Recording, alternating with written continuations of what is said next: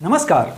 आज मैं एक ऐसे टॉपिक के साथ उपस्थित हूं जो कि प्रत्येक परीक्षा के दृष्टिकोण से अत्यंत महत्वपूर्ण है और यहां से प्रश्न आना तय होता है। हम बात कर रहे हैं मनोविश्लेषणात्मक सिद्धांत, जिसको कि हम मनोविश्लेषणवाद भी कहते हैं या फिर हम साइको एनालिटिकल थ्योरी भी हम इसको कहते हैं।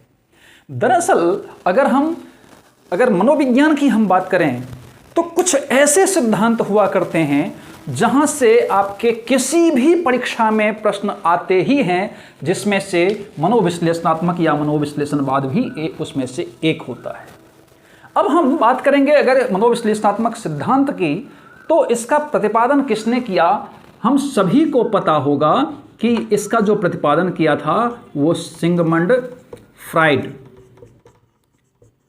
ये सिगमंड फ्राइड जो थे वो ऑस्ट्रिया वियना के थे। कहां के थे? तो ऑस्ट्रिया वियना के रहने वाले थे। और इस मनोविज्ञान में जो मनोविश्लेषणात्मक सिद्धांत आया, इसकी स्थापना कब हुई ऐसा भी कई बार पूछ लिया जाता है। तो ये 1900 ईस्वी के आसपास हुई, 1900 ईस्वी। और फिर 1900 ईस्वी में हुई। और सबसे महत्वपूर्ण इसमें से एक क्वेश्चन आता है कि इसकी जो स्थापना हुई वो नैदानिक परिसर में हुई। कहां पर हुई? नैदानिक परिसर में हुई।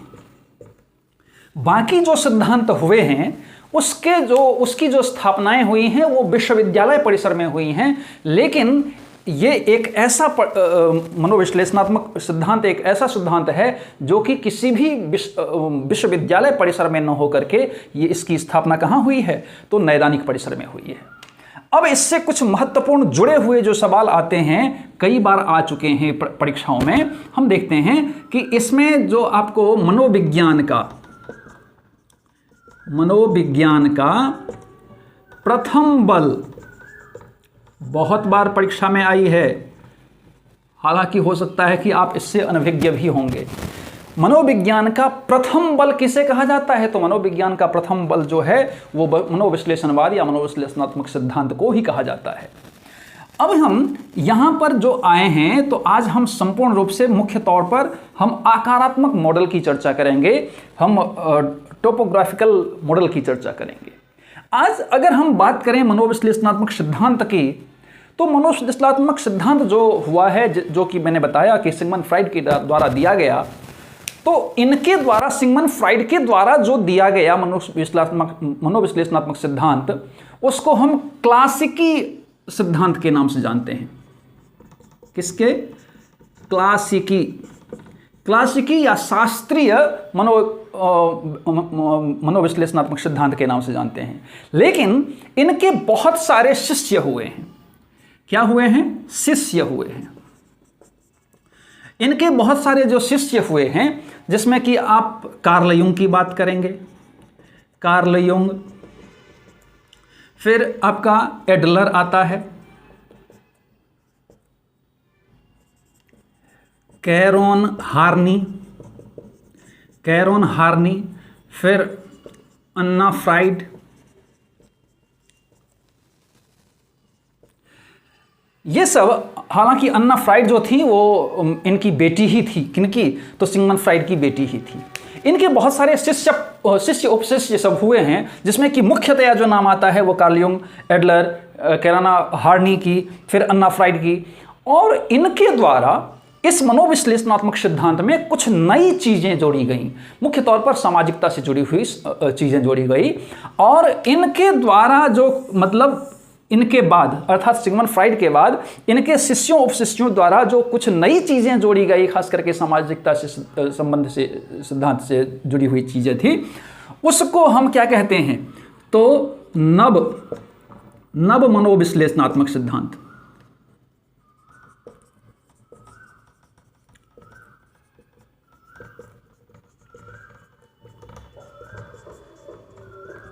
नव मनोविश्लेषणात्मक सिद्धांत। लेकिन जो ओरिजिनल सिगमंड फ्राइड के द्वारा दिया गया, मैंने बताया, उसको क्या कहा जाता है?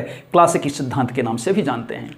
अब ये क्लासिकी मनोविश्लेषणात्मक सिद्धांत, ऐसे क्लासिकी तो वो क्लासिकल नहीं जाइएगा। अब ये मुख्य तौर पर इसमें आप जाने। इसके बाद हम आइए, इसमें जो मुख्य तौर पर 3 भागों में इसको विभक्त किया गया है। व्यक्तित्व की संरचनावाद सिद्धांत, फिर व्यक्तित्व की गतिकी मॉडल और व्यक्तित्व का मनोलैंगिक विकास। ये मुख्य तौर पर 3 भागों में विभक्त किया गया है। इस 3 भागों में व्यक्तित्व की संरचनात्मक या संरचनावाद, फिर व्यक्तित्व की गतिकी मॉडल और व्यक्तित्व का मनोलैंगिक विकास, इसमें मुख्य 3 भाग किए गए हैं इनके जो मनोविश्लेषणात्मक सिद्धांत हैं। तो मुख्य तौर पर हम एक एक की चर्चा आज हम करेंगे, एक एक की हम जब चर्चा करेंगे तो इसमें सबसे पहले क्या आ जाएगा, तो सबसे पहले हम चर्चा करेंगे, इसको पहले मिटा देते हैं, चलिए रहने दीजिए। व्यक्तित्व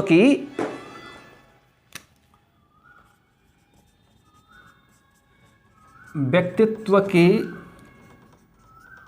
संरचनावाद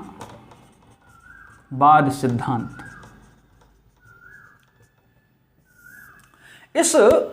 इसकी चर्चा करने से पहले हम ये जान लेते हैं कि जो सिगमंड फ्राइड थे उनके द्वारा हालांकि बहुत सारी पुस्तकें लिखी गई, लेकिन मुख्य तौर पर 2 पुस्तकें बहुत ही ज्यादा प्रसिद्ध हुई, जिसमें पहला था interpretation of dream, interpretation of dream, और दूसरा था साइकोपैथोलॉजी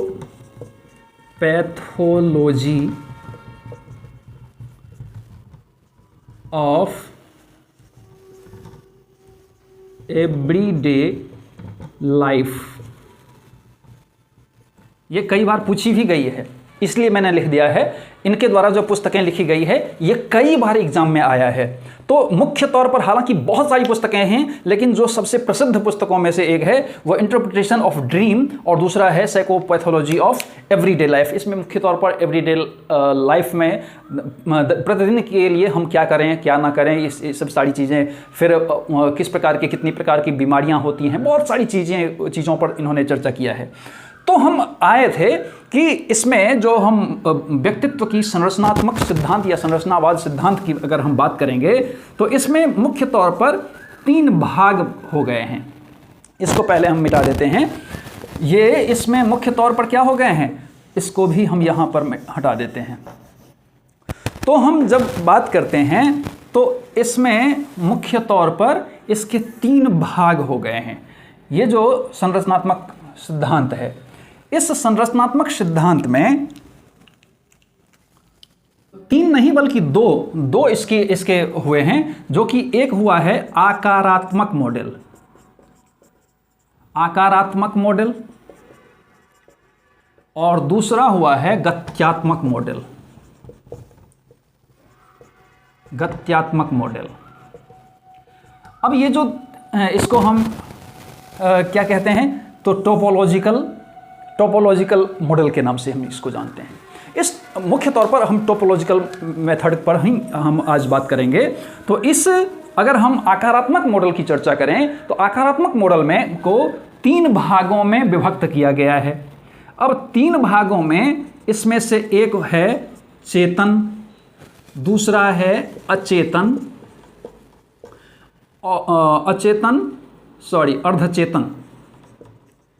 अर्धचेतन या अवचेतन, और तीसरा है अचेतन। यह इसको जो आकारात्मक मॉडल है इसको 3 भागों में विभक्त किया गया है। एक होता है चेतन, जिसको कि हम कॉन्शियस माइंड के नाम से जानते हैं, दूसरा होता है अवचेतन या अर्धचेतन, जिसको कि हम सबकॉन्शियस या प्री कॉन्शियस माइंड के नाम से जानते हैं, और तीसरा होता है अचेतन, जिसको कि हम अनकॉन्शियस माइंड के नाम से जानते हैं। तो इन्होंने मन को आप ऐसा कह सकते हैं कि मन को आकारात्मक मॉडल में इन्होंने मन को 3 भागों में विभक्त किया है। एक चेतन मन होता है, दूसरा अर्धचेतन या अवचेतन मन होता है, और तीसरा जो होता है वो अचेतन मन होता है। तो ये चेतन क्या होता है? चेतन उससे संबंधित है जो वर्तमान हो, जो वास्तविकता हो, जो प्रत्यक्ष हो, उससे संबंधित है। इसमें जैसे कि हम पढ़ रहे हैं, हम खा रहे हैं, हम नहा रहे हैं, हम चल रहे हैं, हम बैठ रहे हैं, हम कोई काम कर रहे हैं, ये सारी की सारी जो प्रक्रिया है वो वास्तविकता उसमें है, वो वर्तमान प्रक्रिया है, उसमें यथार्थता है। तो ऐसी चीज़ें जो यथार्थ भी हो, जो वास्तविक भी हो, जो प्रत्यक्ष हो, इन सारी प्रक्रियाओं से हम जिसको जान पाएँ, जिसको देख पाएँ, जिसके बारे में समझ पाएँ, जिसके बारे में चिंतन विकसित कर पाएँ सॉरी, तो ये सारी जो प्रक्रियाएं होती हैं वो किससे आती हैं? तो चेतन प्रक्रिया में आती हैं। अब चेतन प्रक्रिया में इसमें सामाजिक, सांस्कृतिक, नैतिक वगैरह जो विकास होता है, ये सामाजिक, सांस्कृतिक, नैतिक, ये सब सारी चीज़ें जो होती हैं वो इसमें आता है। अब थोड़े थोड़े हम बता देते हैं, फिर हम आपको बताएंगे। अब अर्धचेतन मन क्या है? तो सबसे पहले ये समझिए कि अर्धचेतन कुछ नहीं है, ये अचेतन है। मुख्य तौर पर 2 ही हैं, लेकिन इसका एक छोटा सा भाग है। अचेतन का ही एक छोटा सा भाग क्या है? अर्धचेतन या अचेतन। अब होता क्या है दरअसल, तो जो भी कुछ हम सीख रहे होते हैं, जो भी कुछ हम जान रहे होते हैं, जो भी कुछ प्रत्यक्ष की बात होती है, वास्तविकता की बात होती है, ये सारी चीजें होती हैं। अब उसमें आप देख रहे होंगे कि कई बार हमारा क्या होता है कि किसी चीज पर से ध्यान भटका और हम उसके बारे में उस चीज को भूल जाते हैं, या उस पर ध्यान नहीं रख पाते हैं, या उस पर ध्यान केंद्रित नहीं कर पाते हैं। ये मुख्यतया जो प्रक्रिया है वो अर्धचेतन या अवचेतन का है।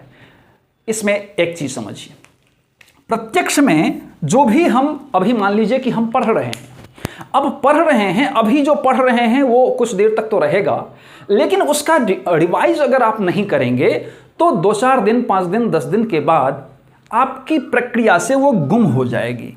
अब गुम हो जाएगी, आपको समझ में आ रहा है कि ये अर्धचेतन क्या है, ये मनोविश्लेषणात्मक सिद्धांत क्या है, ये क्या है, संपूर्ण इसकी प्रक्रिया क्या है, ये कौन थे, सिगमंड फ्राइड कौन थे, सारी प्रक्रियाएं आप जान रहे हैं, लेकिन आप मिस कर रहे हैं, आप भूल रहे हैं, आप उसको रिकॉल करने की कोशिश कर रहे हैं। तो उस समय में जब रिकॉल करने की कोशिश कर रहे हैं, जब उसको पुनः याद करने की जो प्रक्रिया कर रहे हैं, दैट इज कॉल्ड अर्धचेतन या अवचेतन मन। अर्थात हम जब कोई भी चीज को भूल जाते हैं, ओहो अरे उसके बारे में क्या था, अच्छा कोई नाक पर हाथ देता है, कोई कान पर हाथ देता है, जो भी हाथ देता है, तो वो जो हम रिकॉल करने की, जो संस्मरण करने की जो कोशिश करते हैं, जो भूल गए कुछ चीज़, हम ये मार्कर हम कहीं पर रख दिए और मार्कर कहाँ पर रखे हम ये भूल गए। अब भूल गए तो जब हमें ज़रूरत पड़ी मार्कर की तो हमें अब मार्कर कहाँ है, तो अरे कहाँ रखे थे, हम फिर से उसको रिकॉल करने की कोशिश कर रहे हैं। ये जो रिकॉल करने की जो प्रक्रिया है वो कौन सी प्रक्रिया है? अर्धचेतन की प्रक्रिया है। और अचेतन क्या है?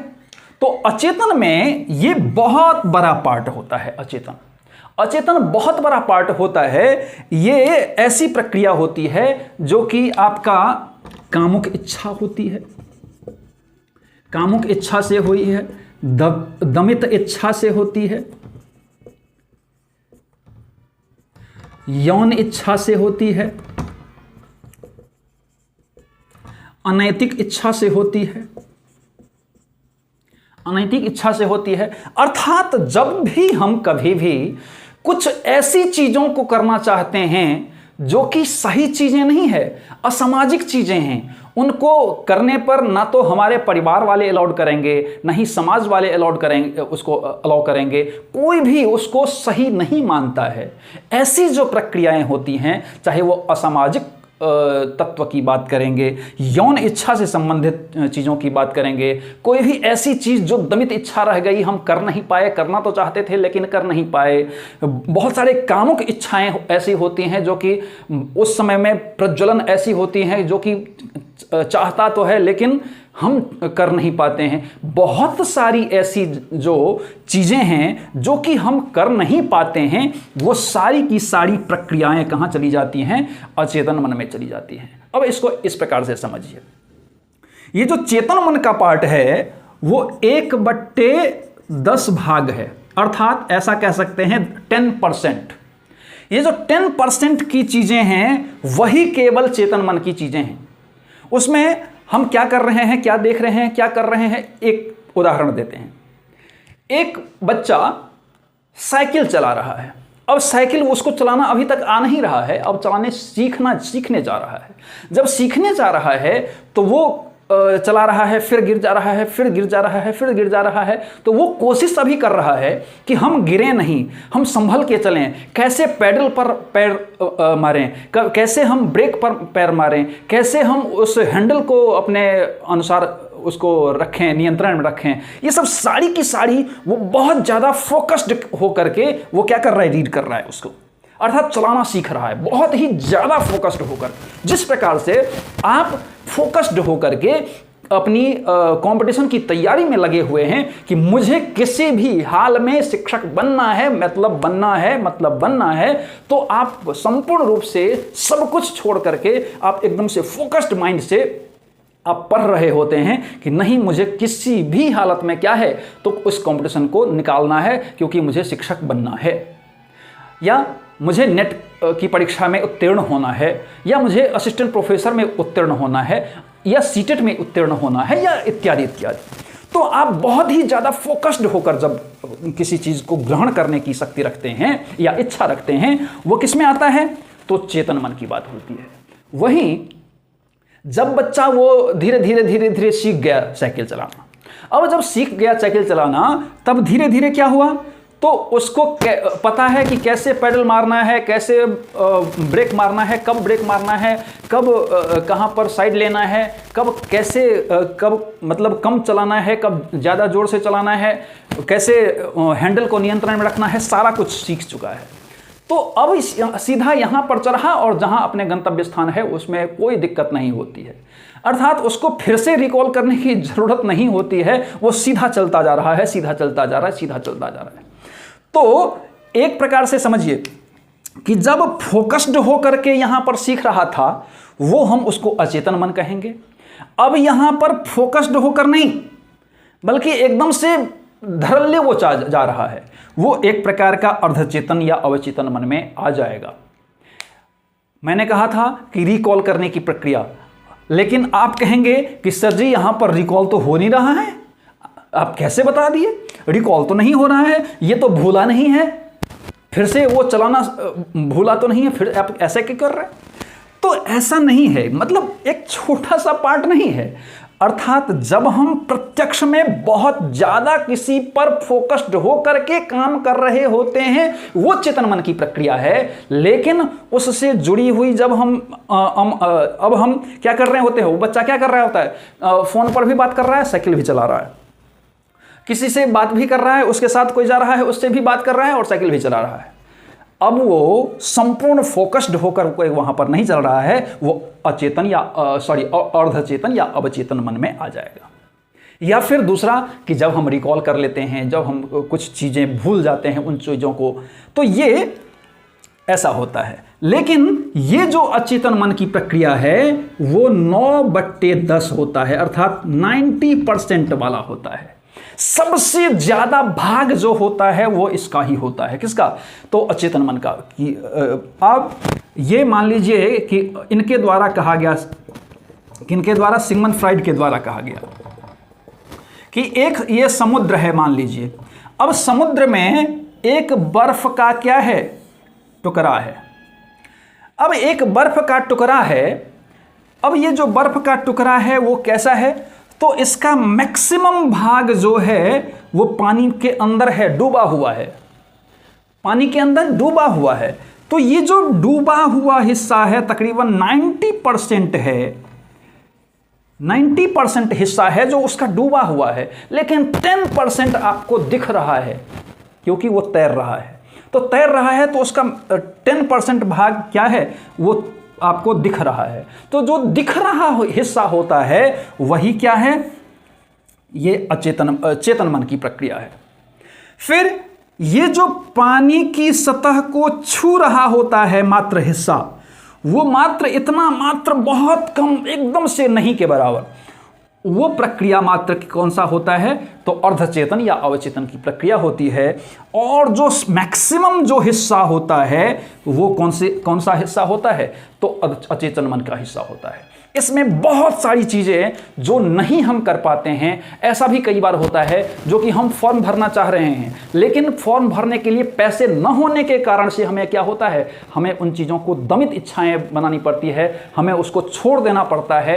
ये सब सारी प्रक्रिया कहाँ पर चली जाती है, अचेतन मन में चली जाती है। या फिर कुछ ऐसा होता है कि हम कहीं पर जा रहे हैं, किसी बहुत सुंदर खूबसूरत लड़की को देखा, और खूबसूरत लड़की को देखने के पश्चात अरे वाह क्या बात है, अब हम चाहते तो हैं कि उससे बात करें, लेकिन हम बात नहीं कर सकते हैं क्योंकि हमें डर है कि अगर बात करें पता चला कि वो उस सैंडल अपना तैयार रखी हो। तो इस डर के मारे हम उससे बात नहीं किए, वो कहाँ पर चली जाएगी, फिर धीरे धीरे धीरे धीरे वो अनकॉन्शियस माइंड में चली जाएगी। फिर बहुत सारी दमित इच्छाएं हैं जो कि फिर अनैतिक इच्छाएं हैं जो कि करना चाह रहा है, कोई चोरी करना चाह रहा है, नहीं कर पा रहा है। बहुत सारी ऐसी सारी चीज़ें हैं जो कि यहाँ पर इस अचेतन मन में वो चली जाती हैं। और हाँ, एक चीज़ आप देखेंगे कि अर्धचेतन जो है इसको सुलभ स्मृति या प्राप्य स्मृति भी कहते हैं। ये भी कई बार क्वेश्चन में आया है, इसको याद रखिएगा कि अर्धचेतन या अवचेतन जो है इसको हम सुलभ स्मृति भी कहते हैं या प्राप्य स्मृति भी कहते हैं। क्यों कहते हैं, मैंने अभी बताया था कि जो कुछ भूल गए हैं उसको सुलभता से जब हम याद कर लेते हैं या मतलब जो है, लेकिन उसको हम धीरे धीरे प्राप्त कर लेते हैं, वो प्राप्य स्मृति में आ जाता है। इसको हम इसी के कारण से ये अर्धचेतन या अवचेतन भी कहते हैं। हाँ, इसमें जो है जैसे कि घृणा वाली इच्छा, किसी से हम घृणा करते हैं, पूर्वाग्रह से संबंधित जो चीज़ें हैं या मतलब अनैतिक सारी चीज़ें हैं, वो सारी की सारी प्रक्रियाएँ इसमें आ जाता है। अर्थात इसका जो कई बार ऐसा होता है कि जो व्यक्तित्व होता है, वो जो दिख रहा होता है वो कुछ नहीं आपका है। कई बार ऐसा होता है कि वो हंस रहा है, आदमी हंस रहा है, लेकिन वो हंस रहा है, वो एकदम से बनावटी हंस रहा है, लेकिन उसके अंदर जो है वो ज्वालामुखी दूसरा कुछ फूट रहा है।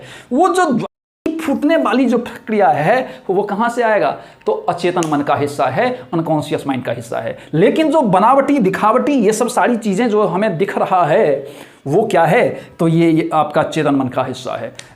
इसमें कई बार ऐसा होता है कि बहुत सारे स्वप्न वगैरह भी आते हैं। कई लोग आपको बोलेंगे कि स्वप्न की अवस्था, लेकिन स्वप्न की अवस्था कहाँ से आती है, जब हम कुछ चीज़ें मतलब दमित रह गई, उसको करना चाहते थे लेकिन हो नहीं पाया।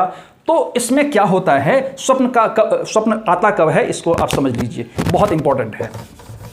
स्वप्न आता कब है, तो स्वप्न जब ऐसे आता है कि बहुत सारी ऐसी प्रक्रियाएं जो कि आप कर नहीं पा रहे हैं, 1 2 3 4 5 6 7 8 ऐसे लाखों करोड़ों। अब प्रत्येक दिन अलग अलग होता है, अलग अलग होता है, अलग अलग होता है। अब होता क्या है कि हम करना तो चाह रहे हैं लेकिन कर नहीं पा रहे हैं, या मतलब न करने पर विवश हो जा रहे हैं, मतलब बहुत सारी चीज़ें। तो ये जो इच्छाएं हैं वो धीरे धीरे धीरे धीरे अपना परत का निर्माण करते रहता है, अपना परत का निर्माण करते रहता है। और जब परत का निर्माण करते रहता है तो ये एक प्रकार का साइकिल हो जाता है। जैसे कि साइकिल का चक्का होता है, बाइक का चक्का होता है, उसी प्रकार से। अब जब ये सारी चीज़ें इस में बैठ जाता है तो धीरे धीरे धीरे धीरे कभी वो वक्त आने पर क्या होता है, ये साइकिल धीरे धीरे धीरे धीरे चल पड़ता है। तो कभी कभी ऐसा जब उसका कोई ऐसा अस्तित्व हो जाता है, तो वो कोई जब ऐसी चीज़ें जो कि आप याद करना चाह रहे हैं लेकिन उसमें नहीं हो पाया, तो इसमें स्वप्न में बहुत अच्छा लगता है। बहुत अच्छा लगता है क्यों? क्योंकि आप जो करना चाह रहे थे वो हकीकत में तो नहीं हो पाया, लेकिन आप उस समय में एक प्रकार से हकीकत में हो रहे होते हैं। इसी को हम क्या कहते हैं? स्वप्न कहते हैं। कई बार ऐसी इच्छाएं होती हैं, दमित इच्छाएं होती हैं, वो क्या होता है कि वक्त आने पर यह प्रस्फुटित होता रहता है। जब वक्त उसका आता रहता है, अर्थात जैसे ये कामुक इच्छाएं, दमित इच्छाएं, अनैतिक इच्छाएं, ये सब सारी जो इच्छाएं होती हैं, वो यौन इच्छाएं, ये सब जब वक्त आता है तब ये प्रस्फुटित होता है, और प्रस्फुटित होता है तो ये सब सारी चीज़ें बाहर निकलती हैं। इसीलिए कहता है कि आप कुछ देर में बहुत सारी चीज़ों को एक आदमी के बारे में नहीं समझ सकते हैं, लेकिन जब आप उसके साथ लगातार लगातार लगातार लगातार रहते हैं तो उसके बारे में ज़्यादा डेप्थ में समझ जाते हैं। वही जो ज़्यादा डेप्थ वाला पार्ट है वो अचेतन मन का हिस्सा है। तो मुझे लगता है कि ये पार्ट आप कम से कम समझ लिए होंगे। इसके बाद हम गतिकी मॉडल को भी लाएंगे, तो मुझे लगता है कि बेहतर ढंग से जाने होंगे। इसी प्रकार से पढ़ने के लिए आप एजुकेशन प्रवाह यूट्यूब चैनल को सब्सक्राइब कीजिए, लाइक कीजिए, शेयर कीजिए, कमेंट कीजिए और साथ ही बेल आइकन को जरूर प्रेस कीजिए ताकि आपको आने वाले सभी वीडियो मिलती रहे। धन्यवाद।